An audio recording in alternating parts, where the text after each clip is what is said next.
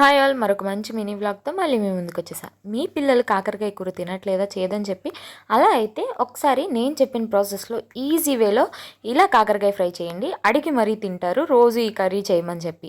So ప్రాసెస్లోకి వెళ్ళిపోదాం. ముందుగా స్టవ్ మీద బాండి పెట్టేసుకొని అందులోకి ఒక 3-4 టేబుల్ స్పూన్ల దాకా ఆయిల్ వేసుకోవాలి. మనం ఇక్కడ డీప్ ఫ్రై అస్సలు చేయమన్నమాట. కాకరకాయల్ని చక్కగా వాష్ చేసుకున్న తర్వాత పైన కొంచెం పీల్లా ఉంటుంది కదా, అదంతా తీసేసుకున్న తర్వాత ఇలా సన్న పీసెస్ లాగా కట్ చేసుకోవాలన్నమాట. వాటిల్ని వేసేసుకున్న తర్వాత ఇప్పుడు పసుపు వేసుకొని కలుపుకుంటూ మధ్య మధ్యలో ఇలా బ్రౌన్ కలర్ వచ్చేంత వరకు ఫ్రై చేసుకోవాలి. ఇలా చక్కగా అంతా కూడా ఫ్రై అయిన తర్వాత ఇప్పుడు ఈ కాకరకాయలని వీడియోలో చూపించిన విధంగా ఇలా సైడ్స్కి అడ్జస్ట్ చేసుకొని మధ్యలో జీలకర్ర, కొంచెం ఆవాలు వేసుకొని అలాగే పల్లీలు కూడా వేసుకొని ఫ్రై చేసుకోవాలి. ఇవి మనం ముందే ఎందుకు వేయట్లేదంటే ముందు వేసేస్తే కాకరకాయలు వేగేలోపు ఇవి మాడిపోతాయి అన్నమాట. సో అందుకని మనం కొంచెం కాకరకాయలు అనేది వేగిన తర్వాత వీటిని వేసుకొని ఇంకొంచెం వేయించుకుంటే మనకి ఇవి క్రిస్పీగా ఉంటాయి, అలాగే మాడిపోకుండా ఉంటాయి అన్నమాట. సో ఇలా అన్నిటిని కూడా వేసుకున్న తర్వాత చక్కగా ఫ్రై చేసుకోవాలి. ఇప్పుడు ఇందులోకి తొక్కు తీసుకున్న వెల్లుల్లిపాయ రెబ్బల్ని ఒక 4 చక్కగా దంచుకొని వేసుకోండి.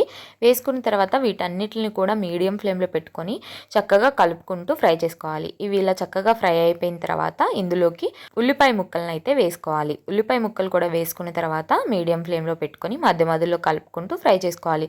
మనకి ఆనియన్స్ అనేది మరీ బ్రౌనిష్ కావాల్సిన అవసరం లేదు, ఇలా పచ్చివాసన పోయి వేగితే సరిపోతుంది.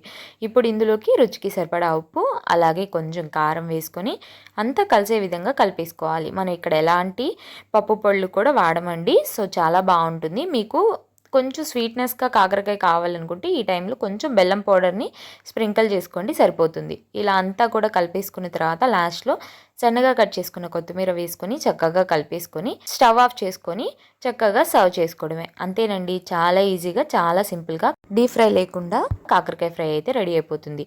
చేదు ఉండదు. అన్నంలో కలుపుకొని తింటుంటే మనకి అన్ని ఫ్లేవర్స్ తెలుస్తాయి అనమాట. అంటే మరీ ఎక్కువ చేదు లేకుండా లైట్గా చేదుగా, పల్లీలు క్రంచీగా తగులుతూ, ఆనియన్స్ క్రంచీగా తగులుతూ చాలా చాలా బాగుంటాయి. ఒకసారి మీరు ట్రై చేయండి ఈ కర్రీ. మీ పిల్లలకి కానీ కాకరకాయ తినని వాళ్ళకి కానీ పెట్టండి, చాలా ఇష్టంగా తింటారు. ఇది కాకరకాయ కూర అన్నా కూడా నమ్మరు చూస్తే, అంత టేస్టీగా ఉంటుందన్నమాట.